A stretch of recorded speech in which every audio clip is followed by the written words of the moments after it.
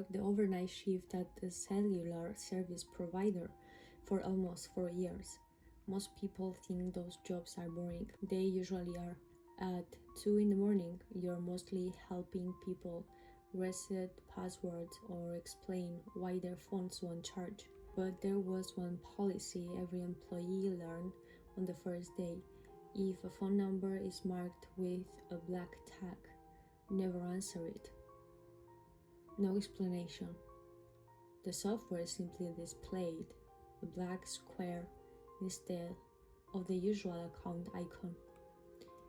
If it rang, you let it ring until it disconnected. Every supervisor enforced the rule, no exceptions.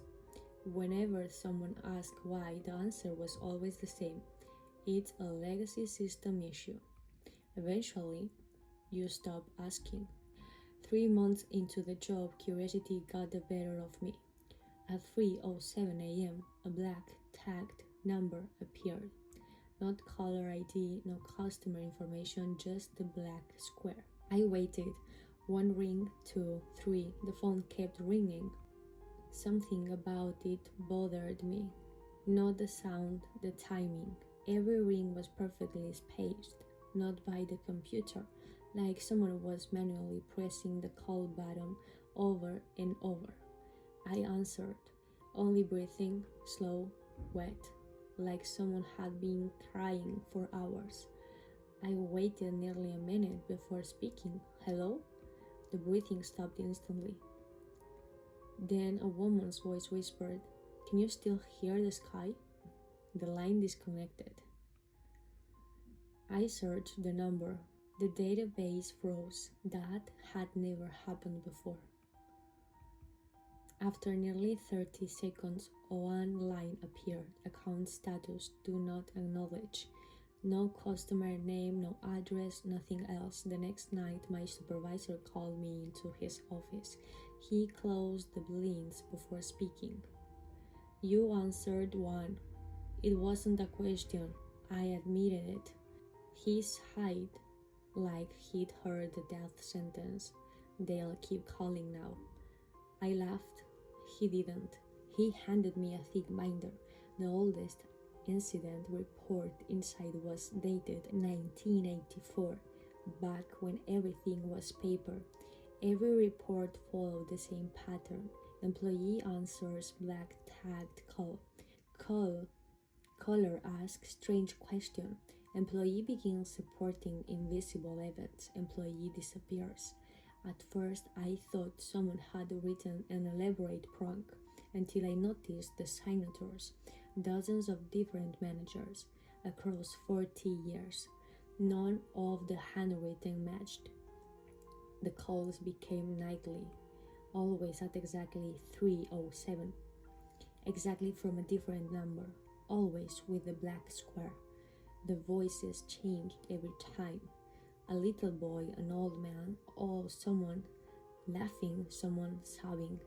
None of them wanted technical support. They all asked questions. Do mirrors still remember faces? What color is tomorrow?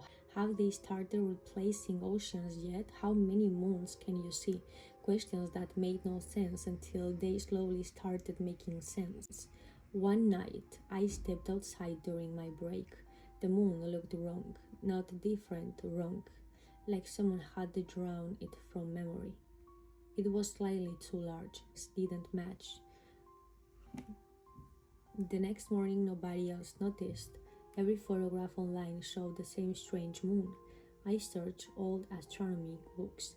They had changed too, as if the moon had always looked like that, except I remembered otherwise. Small things followed, street names changed, company logos became unfamiliar. Movies I loved didn't remember, friends insisted had always existed, history itself felt edited. Only I seemed to notice. The calls grew more personal. One voice asked, "How's your brother?" I don't have a brother, at least I didn't think I did. For the rest of the night, I couldn't stop remembering him. His laugh, his room, his graduation, his funeral. Memories flooded back so vividly that I cried in the break room. The next morning, every family photo in my apartment included him. My parents talked about him as he had died years ago. I found his obituary online. How do you mourn someone you forgot existed until yesterday? I quit, or tried to. Human resources couldn't find my employment records. According to their fields, I'd never worked there. The building where I'd spent 4 years now was occupied by an insurance company. The receptionist looked confused when I described the call center. It hasn't been here since the 90s. I stood across the street for nearly an hour. She was right. The windows were different. The entrance had moved. Even the parking lot was smaller. Had I imagined everything? Then my phone rang. 3:07 p.m.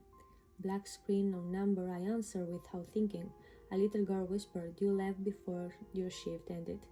After that, the calls came from everywhere. Payphones, doorbells, intercoms, baby monitors in stores, car radios, even elevators. Every speaker became a telephone. Every voice knew my name. Sleep became impossible. Whenever I dreamed, I woke with new memories. Different schools, different jobs, different parents. Some mornings I remember living in countries I never visited. Other mornings I remember dying. Once I clearly remember drawing at age 12. I still panic whenever I see deep water. Then I discovered the truth by accident. I was cleaning old files on my laptop when I found an audio recording. I had no memory of making it. The file was named "If You Forget Again, Listen First." It was my voice, but older, exhausted, terrified. The recording began with one sentence: "If you're hearing this, they've rewritten you again." My older self explained everything, or at least enough. The black tagged colors weren't ghosts.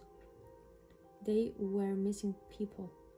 Not missing from Earth, missing from reality. Every time history changed, every time the world quietly rewrote itself, someone was erased. Most disappeared completely, a few kept calling. Not because they were alive, not because they were dead, because they had nowhere left to exist except in forgotten connections, old phone networks, disconnected signals, static, places reality forgot to update. The calls weren't reaching us, we were accidentally reaching them. The recording ended with one warning: never let them convince you to remember everything. Too late, I already had. Yesterday I counted my childhood photos. There are 43. Every time I look again, there is one more. New birthdays, new vacations, new people standing beside me. I recognize every face until I look away. Then I forget them again, except one man. He is in every picture, always in the background, watching. He never changes, never smiles, never gets older. Last night, he was standing outside my apartment, exactly where he stood in the photographs, hands in his pockets, looking up at my window. When I blinked, he was gone. This morning, my phone notified me that I had one new voicemail. It was 6 minutes long. No sound, just faint static. I almost deleted it. Then, in the final second, I heard my own voice, calm, defeated, older than I am now. It said, "Don't answer the call tomorrow." I checked the timestamp. The voicemail was sent 7 years from now. It's 3:06 a.m. As I finish writing this, my phone has already started vibrating. The screen is completely black, no number, no decline button. Just one message: incoming call from you. It's ringing, and somehow I already know what I'm going to ask.